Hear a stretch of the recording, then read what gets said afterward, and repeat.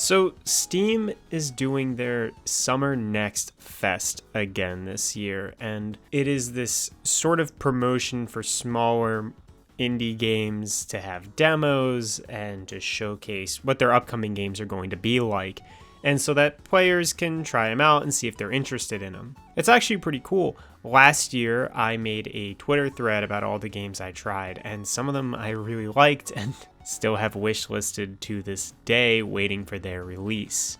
This year, I was a little bit more prepared to be able to record some footage of all the games I tried. And in doing that, I decided to treat Next Fest like I was at an actual convention, like PAX East or something. And by doing that, I would only play through the demos once, and I would only play through an hour of each demo at max. Honestly, I don't have infinite time to play video games, so I only picked 10 game demos that I thought looked interesting to me, and those are the games that I decided to record and then give a little insight on. I hope you all enjoyed this list of games, and if there's still time to try out these demos, please do, and if you like what you see, don't forget to wishlist the games. Alright, here we go. First up is Severed Steel. This game is made by Greylock Studio, and while my footage may have some dropped frames and look a little choppy at places, the game actually ran great. It's basically Super Hot meets Mirror's Edge. You can wall run, slide, and dive through the air, and while doing those stunts, you're immune to damage. So you're going to want to be dipping and ducking and diving and dodging all over the place. While doing those stunts, you're also going to be shooting a bunch of enemies. The gunplay is pretty fun, some of the most fun I've had first-person shooting in quite a while. You die fairly quickly in Severed Steel, and when you run out of bullets, you throw your gun away, so you're kind of like a glass cannon. And because of all that, each combat scenario is like a puzzle. You gotta figure out the optimal routes to take and the optimal order in which you kill the enemies. Overall, Severed Steel was really fun. It even had like a little arcade mode you could play after the campaign, which was pretty enjoyable, honestly. Just the natural gameplay loop of the game is really engaging. I liked it a lot. Tiny Thor is a game developed by Asylum Square, and it's a 2D side-scrolling platformer. It kind of reminded me of Mickey Mouse Tower of Illusion, or, you know, like whatever, other 90s Disney platformers. It's fun. It's got a good sense of momentum, some solid platforming. I like the use of Mjolnir. There's some solid ideas present in Tiny Thor, and I personally like 2D platformers, and this one has a good gameplay groove going on that I enjoyed. Two notes about it though, the music is absent in areas which makes the game feel real weird, and after killing the boss was actually pretty fun, did this cool Tetris stuff that I liked. Anyway, after killing the boss, there was way too many flashing lights. And like, listen, I do not have epilepsy, nor have I ever been affected ever in my 20 plus years of gaming by flashing lights, but this shit hurt my eyes. So like, you might want to tone down the flashing. It's pretty gratuitous. Besides that, Tiny Thor is real fun. I wouldn't play it if you have epilepsy though. Alright, up next is Naraka Bladepoint by 24 Entertainment, and that is a new battle royale that got a lot of screen time during E3. I played a bit of it, and it's fine. There are a few cool ideas in the game, but overall, just isn't for me. I think the third-person gunplay isn't very fun, and I didn't think the spell usage felt very impactful, and the melee weapons are just left-clicking over and over again. I did like that you can parry an attack which disarms an enemy, but I don't know. You're also forced to play against bots until you're silver ranked, and the bots suck, and being forced to play against them sucks. It feels extremely cheap to remove the human players from the battle royale in order to artificially pad the numbers and artificially boost the ego of beginner players.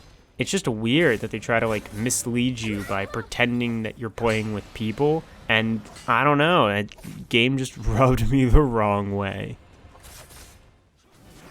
Alright, the fourth game was Blaster Master 03 by Inti Creates, and that's a cool game. Listen, I love Blaster Master 01. It's actually the first game I bought on the Switch back in 2018.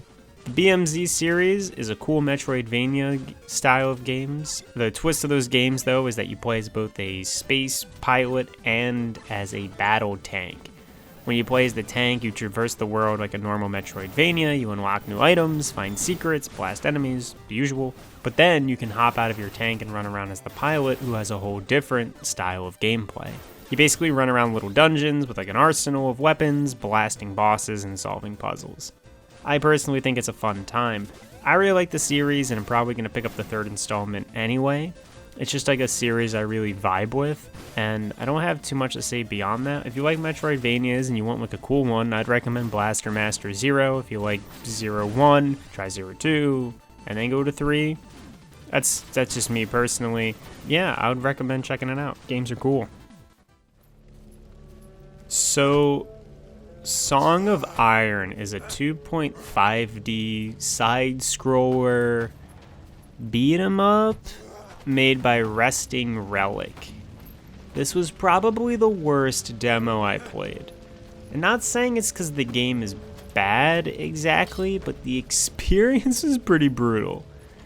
It's got a Viking setting, which seems cool. I recently watched Vinland Saga, so I'm all down for some Viking stuff. And all the screenshots of the game look really nice.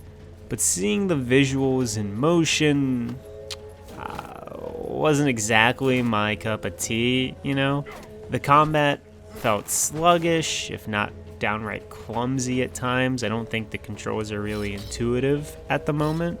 And it was a demo that if I was in person, I probably wouldn't have spent more than 10 minutes with.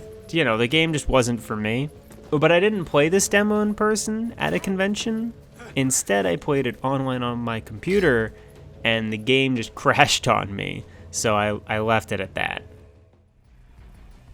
On a brighter note, I played through T19 Games' Dread Templar, and that's a first-person shooter in the style of a retro FPS, and it was pretty fun. You got a katana that you can swing or throw, which is cool. You got pistols you can shoot, and you even get a shotgun to blow up a couple demons with. It's good fun. You dash around the map, shoot up enemies, and find a couple of secrets. I really liked what Dread Templar had to offer. It's not a game I can see myself playing outside of the demo, but I enjoyed my time with it. There's some good shooting to be had, some fun secrets to find, and an overall enjoyable gameplay. If you like retro-style shooters, I'd look into this game for sure. So this game surprised me. I wasn't expecting to see it. It's Tormented Souls, which is made by Dual Effect and Abstract Digital, and it's a new survival horror game that's very much inspired by Resident Evil, if not specifically Resident Evil Remake. The backgrounds for this hospital are all cluttered and spooky, and it has really good lighting, like keeping a lot of the areas in the dark. The gameplay is fairly similar to other survival horror games. You got fixed camera angles, kind of tank controls. Like if you use the D-pad, it's tank controls, but if you use the analog stick, it isn't, which is weird. And, you know, and I mean, Resident Evil is one of my favorite franchises, with Resident Evil Remake being one of my top 10 favorite games ever. The demo certainly has a lot of spooky moments in it. It's got some solid puzzles, a really good atmosphere. In the vein of Resident Evil, though, it does have some pretty bad voice acting, which I find charming more than annoying. The enemy designs are a little too extra. Like, they really wanted their own unique, weird enemies do not steal. And I think they look more goofy than scary. Anyway, the game also has this real unnecessary nude scene in the beginning, like the literal definition of unnecessary. Cut to her being completely naked, and then cut to her putting her Kairi from Kingdom Hearts cosplay back on. Whatever. I thought the demo was fun. The game looks pretty cool. If you like survival horror or Resident Evil, I would definitely keep this game on your radar. Looks dope. We got Shedworks Studios' Sable up next, and that game got a musical trailer at E3, if you remember, and the game looked like it was Breath of the Wild but set in a desert. And I only played around 30 minutes of the demo, but that's what Sable seems to be to me. I'm not super big into open world games, and I don't need to play another game like Breath of the Wild anytime soon, so Sable didn't really hit any notes for me. I actually really like the art style and the weird low frame rate, but beyond that, I was pretty disinterested in this. If you like open world games, or you like Breath of the Wild, I'd give the demo a shot. I definitely wasn't the target audience for it. It seemed good, just, personally, it's not for me. Dodgeball Academia from developers Pocket Trap was my second favorite demo I played at Next Fest. It's a weird RPG-like game, but it's fun. I love the art style and the animations and the overworld, and the concept of a solely dodgeball-focused school is pretty cute. The characters were energetic without being annoying, and they had these cool special moves and reversals and stuff which kept gameplay pretty fun and engaging. It reminded me a lot of Bug Fables, a game I recently reviewed and liked a lot. It might be a little too kiddie for some folks, but I don't mind the Saturday morning cartoon vibe of it. From the demo, the game seemed to have fun characters, really good visuals, good music, and really cool gameplay. If you like what you see, I highly recommend trying it out. I had a real good time playing this game. And finally, my favorite demo I played during Steam's Next Fest was Dreams Uncorporated and 6 upcoming RPG CRISTALES. I adored the art of the game. Its combat felt similar to Paper Mario, where you input buttons to deal extra damage and negate incoming damage. And the big mechanic of the game is time travel. In CRISTALES, the protagonist has the ability to see the past, the present, and the future all at the same time.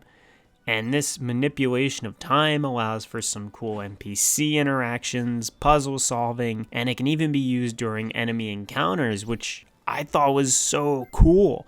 This game also has pretty good voice acting, which I was surprised about. I was shocked that I didn't cringe at the voice acting or the dialogue that they were speaking. And there's a good atmosphere in CRISTALES. It's got nice music, pretty art, and solid overall design. Now, the demo didn't offer up that much combat-wise, but it seemed like your basic turn-based RPG, and I like basic turn-based RPGs, so that's not really a turn-off. I just had a good time running around town and talking to people, engaging with the story, and the time travel mechanics were cool to see and play around with.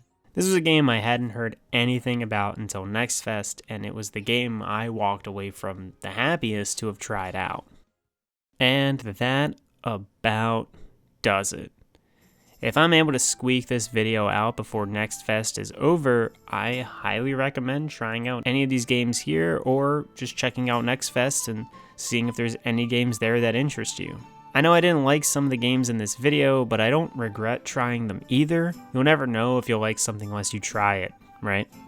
But alrighty, let's wrap this up. I left links to every game shown in the description below. Hope you guys check them out. Thank you so much for watching. Have a good one, and take it easy.